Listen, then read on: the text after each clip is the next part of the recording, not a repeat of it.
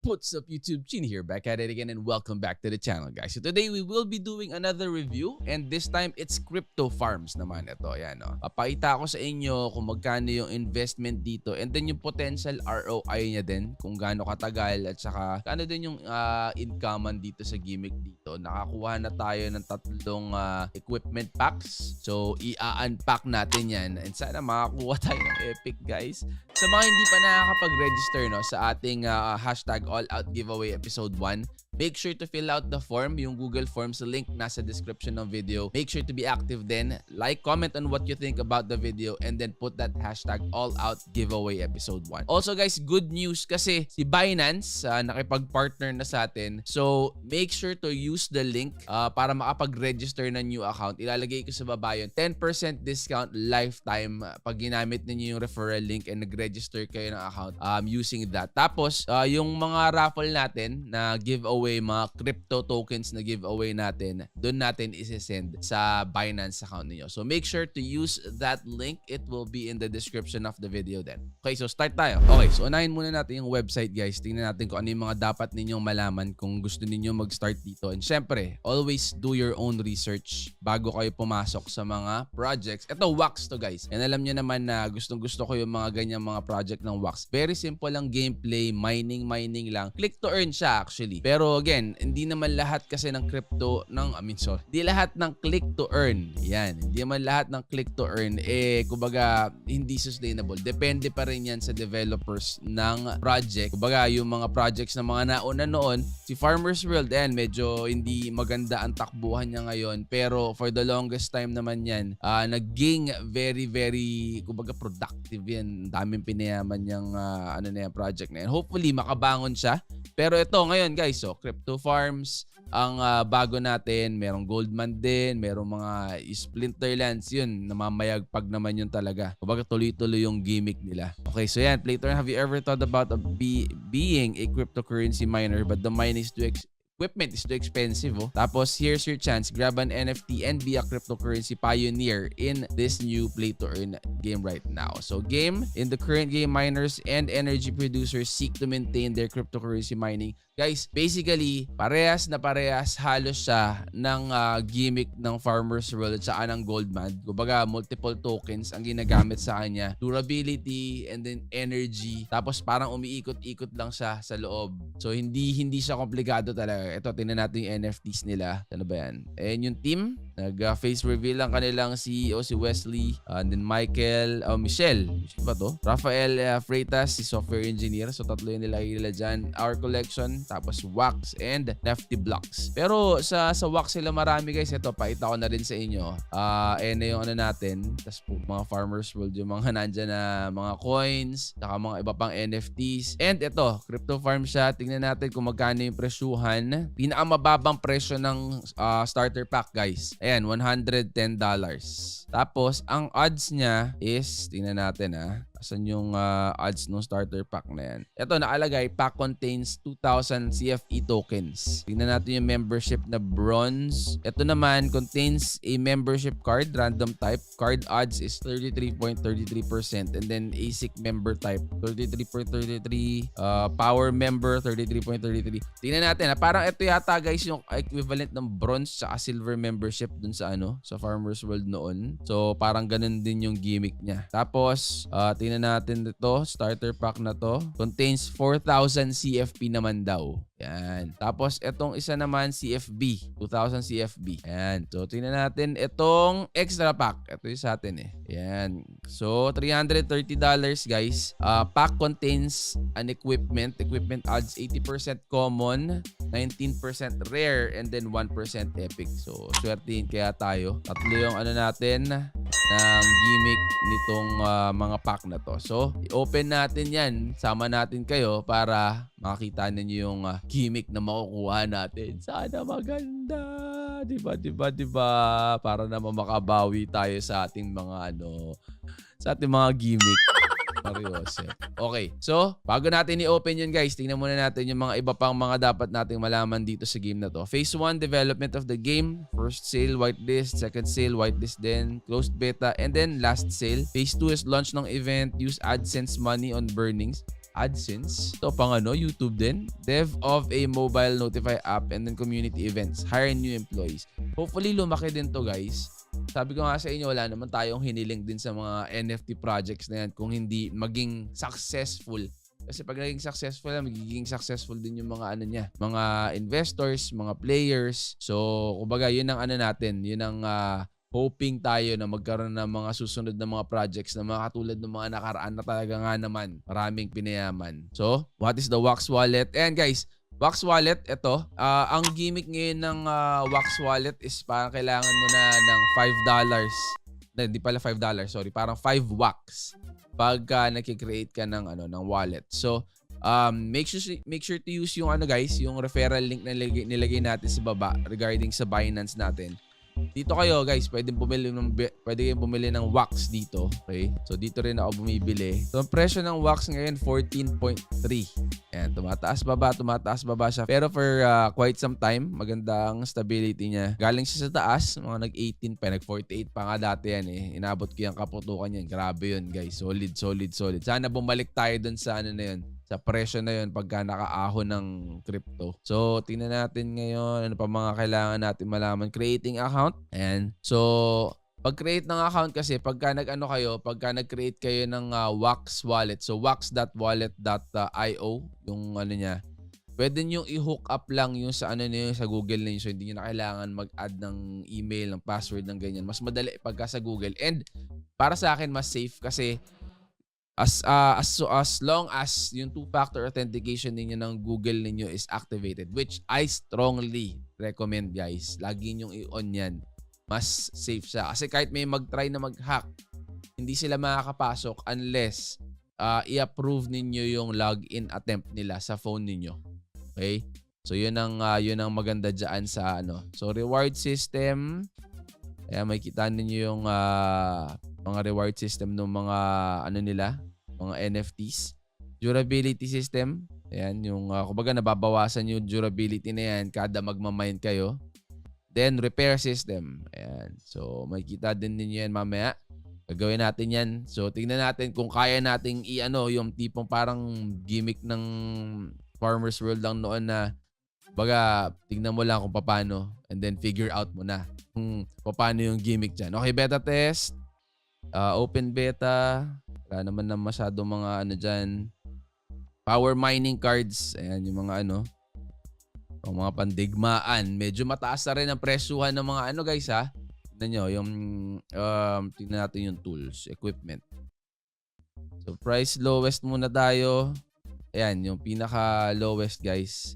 25 20 parang nasa $25 nga yata.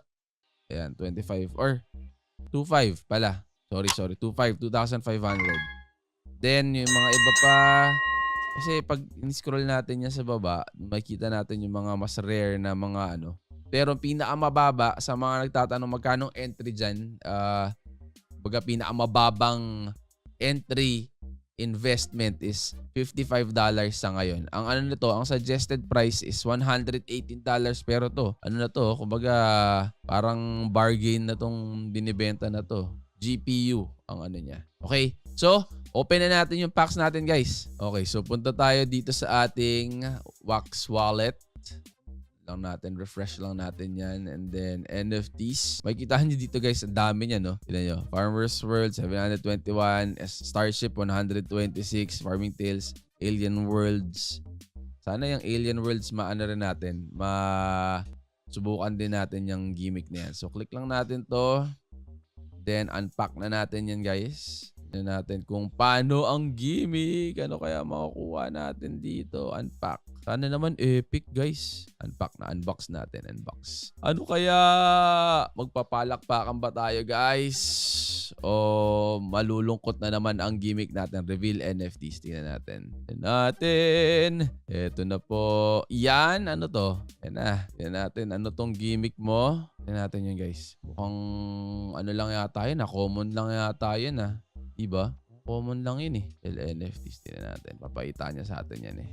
Ayan, Rare! Alright. Napakaswerte naman natin. Tignan mo nga naman, Meron na agad 343 agad yun. Yes! Thank you very much. Thank you very much. Unang talpak. Swerte agad. Sana naman wag mag-common yung susunod, guys. Tingnan natin to. Okay, tingnan natin yung i-open natin na susunod. Back lang natin. Doon yata tayo kanina sa opening ng ano. Ayan. Ayan. Box natin ito pangalawa. Sana naman po. Epic. Epic, epic. Let's go, let's go, let's go. Let's go, let's go. Let's go. Reveal mo na yan. Let's go. Woo! Epic. Here we go. Epic. Yo! Mukhang rare din to ah. Mukhang rare din yan guys ah.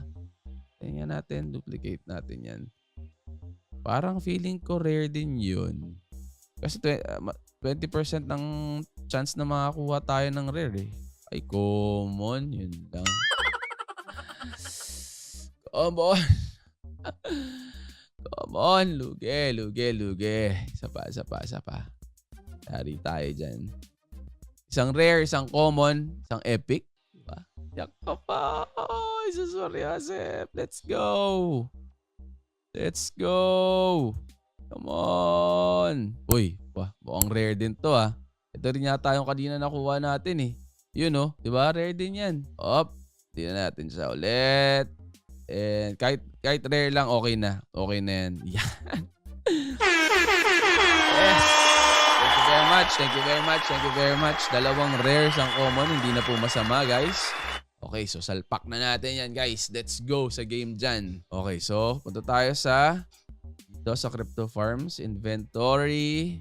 And then deposit. So approval lang yan ng mga ganyang gimmick. O konting lang yan. Konting waiting time lang. So click nyo na lang din yan kung lagi naman kayo magka-Crypto Farms na din. So ayan. So nasa game na siya. Natin yung game na yan. And then may kita ninyo. Mine, no? Diba? So every hour yung gimmick niya. Cost ng repair ito. So hindi pa tayo masyadong familiar sa pero ayan, Ethereum, Bitcoin tsaka pa energy yung niya. So lagay na rin natin yung iba pa. Deposit na natin yan at saka deposit na rin natin yung isa. Sana naman po gumanda ang presyo nito. Ayan, nag-assertion na naman siya. Maximum limit of equipment daw. Ibig sabihin, dalawa lang ang pwede ko ilagay. Yan, sinasabi ko na deposit. Tingnan natin kung doesn't own at least one of the provided assets. Isa yung na-click natin. Equipment exceeded. Maximum equipment exceeded. So, kailangan natin ang something para mailagay din natin yung pangatlong, pangatlong natin, NFT. Pero bago natin ilagay yun, subukan muna natin mag-mine. Tingnan natin yung So, mine natin to. Ito, common to. Yan. So, wag na lang muna natin. Kailangan mo muna pala mag-cooldown. Sorry. So, pag natapos ng cooldown na to, tsaka tayo makapag-mine. Await counter daw pala. Yan. Await counter. So, yan. At kailangan niya para doon sa makapagdagdag tayo ng equipment. Diba? Tingnan natin yan. Okay. So, ganito gawin natin, guys. Kasi kailangan din natin ng kailangan din natin ng isa pang kumbaga membership card kasi lahat to puro Bitcoin yung niya. Ayan B. So ang gawin natin, deposit lang natin, dalawang rare na lang muna. Yung common iwan muna natin. Okay? So pag-ipunan muna natin yung pangbili ng ating kasi kailangan din natin para parang yung mga nilalaro lang din natin, may membership card para madagdagan yung limit ng ninyo ng ng NFT or nung tools ninyo na ginagamit ninyo para sa specific like Bitcoin ba yan or Ethereum ba yan or yung energy ba yan. So ganun na ganun din yung gimmick niya. So bago tayo mag-deposit ng para doon, muna natin to. Subukan muna natin i-ROI yan. Tapos pagka okay na, tsaka tayo mag-decide kung gusto natin paikutin. Kasi nakikita nga na yan, tatlo. Sana man lang iniba na neto. Rare na Ethereum. Yan. Alright. So, ang pagbili guys, tingnan natin ito So, punta tayo sa game. Hindi pa niya na-attach yung isang natin guys. So, refresh lang natin siya. Pasok natin yung isa ding yung isa pang login tayo dito. Yan. So, deposit lang natin yung isa pang gimmick natin. Ito. Isa pang small ASIC. Tapos, ayan, na-deposit na siya. So, bayaan na lang muna natin silang dalawa mag-cooldown. Okay? Pag nag-cooldown na yan, yung durability, cost ng repair. So, bibili tayo ng mga ganito. Okay? So, since hindi pa naman ano yan, hindi pa naman kailangan ngayon, may energy pa tayo, tapos may durability pa naman siya. So, hindi muna tayo kailangan bumili. Pero, syempre, papakita ko sa inyo kung paano bumili niyan. So, nandito tayo sa Wax Alcor Exchange, guys. And makikita ninyo, dito, ayan yung mga tokens. So, ewan ko kung sino sa inyo ang hindi pa masyadong familiar dito, pero sobrang dali lang naman niya. Hanapin nyo lang, type nyo lang dito, Crypto Farms. Ayan, makikita nyo na yung tatlo. Ako, ginawa ko sa kanya, guys, nilagay ko sa favorites. Para lahat ng mga nilalaro ko, andyan. Yung mga ibang mga games na nilalaro pa natin. Pero nandyan si Crypto Farms. So ayan, pwede kang bumili dyan ng mga tulad yan, Energy 0.04. Ayan o, diba? Tumaas siya, bumaba ngayon. Taas nung 0.5. Sana bumalik tayo dyan. 0.12 ngayon. Ayan. So, ang presyuhan yan, CFP, 0.04 dito. Bakit 1.2 dyan sa mo? Bakit 1.2 yung... kasi siguro ito yung nire-read niya pa kanina. So, yan. CFP 0.04. Sa tingin ko, parang mas maganda yata ngayon bumili na. May budget pa naman tayo. So, bili na rin tayo pala. Market trade. Buy tayo na siguro, sabihin mong 1.5 bucks. Buy natin yan. Market trade. Ayan. So, meron na siya. Then, itong CFE. Ayan, CFE. So, bili rin tayo niyan. Mga 1.7 muna. Para lahat-lahat na. 1.7. Okay, so market trade din. Yan, nakabili na tayo. So, balik ka lang dito. Yung energy, yung pwede mong, kumbaga, pagka gusto mong maglagay ng energy dyan mo ilalagay yan. And then, reload balance. Natin tong reload balance natin. Deposit. Ayan, deposit, guys. So, meron tayong 14 na Ethereum. Meron tayong 34 na energy. Pasok natin yan in-game. Lagay mo lang yan dyan. Tapos, ito, 34. So, ayan. 14 tsaka 34 deposit mo. Mawawala na yan doon sa wallet mo. Mapapasok niya na yan in-game. So, approve mo lang yan. Tapos, dapat makikita mo na dito yan sa Yan. May pondo na tayo ngayon. Panggawa. Charge ng durability at saka ng energy pag naubos. Okay? Tapos, pag kinlik mo yan, bibigay sa'yo yan yung yung Bitcoin naman. So, ganun yung gimmick niya. Okay? Very basic lang yan. Madali lang, guys. Okay, so tignan natin to, guys. Yung table na to, ito yung, kumbaga, pinapakita niya sa atin yung potential earnings ng ating mga tools. Pero ito nga, syempre, kailangan i-base mo pa din yan kung magkano yung presyuhan ngayon dun sa Alcor. So, ang CFE, sabihin mo na lang 0.117. Trian na lang natin dyan. CFE 0.117. CFB is 0.12. Ano niya? 0.12. Then CFP, tignan natin yung CFP. 0.0401. 0.040 ang niya, gimmick niya. So, to 0.040. So, ganyan ang gimmick niya. And then, anong mga gamit natin? Tingnan natin ulit. Crypto Farms. Small ASIC, 2. At saka meron tayo pero hindi pa natin na ilalagay ito, pero gusto ko ding malaman pagkakasama yan. So, tingnan natin. Small ASIC. Small ASIC, 2 daw ang natin. So, ayan. Tapos, yung Nano ASIC ba yung isa niya? Tama ba? Nano ASIC. Ayan. So, Nano ASIC, lagyan din natin na isa to. So, ang makikita natin dito, earnings per hour, 0.071 and then 4.81 dito. US dollar na profit na, guys. Ito yung sa Wax kasi. So, US dollar na profit per hour. Pero per day, maganda makita natin yung per day. So, ayan. Ang earnings, potential earnings natin, guys, per day would be, sana ba? Nako-compute nyo ba? Ayan. $25.85. Ayan. So, 25 doon. Hindi na masama yun, guys, ha? 1K halos. 1K mahigit pala. So, mababa pa yan. So, pag tumaas to, mas maganda. Mas mataas pa ang potential na pwede natin makuha. So, yan. 25.85 ang ating gimmick. So, nakachamba tayo ng maganda-gandang pagkaka-craft nung So, ang pagka-craft niyan, isang piraso ng small ASIC is $340. So, mga 17,500. Sabihin mo na lang 17,000 ang isa nito. Diba? So, dalawa niyan, yun yung niyan. Yun yung makukuha na. And then, 30 days ang ROI daw. Okay?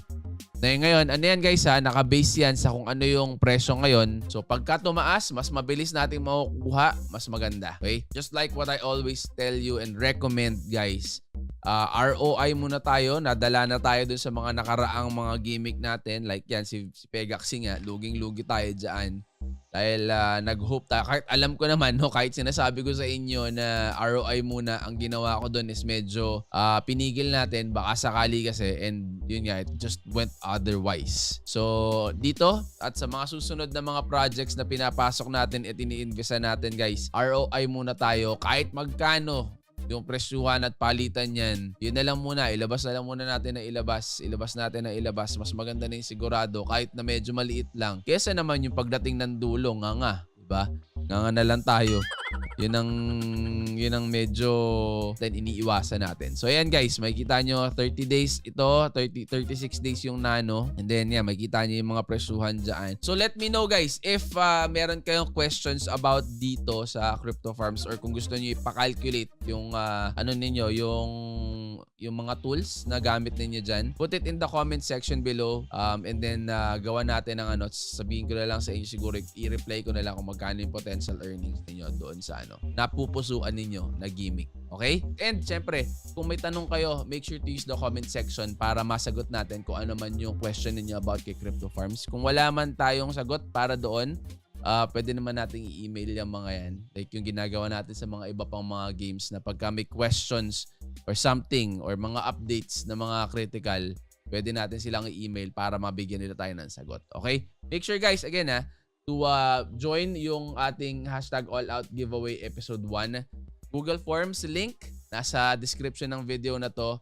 Put all the details there and then make sure to be active in the channel. Make sure to like, comment on what you think about the video and then put that #allout giveaway episode 1. Ganito na lang muna. I will see you on the next. I'm out. Peace! This channel does not promote nor tolerate any illegal activities. This channel is intended to be used and must only be used for informational and or entertainment purposes only. It is very important to do your own analysis before making any investment based on your own personal circumstances. I am not a financial advisor nor an expert in this field, and I highly encourage that you do your own research or seek a professional for financial advice.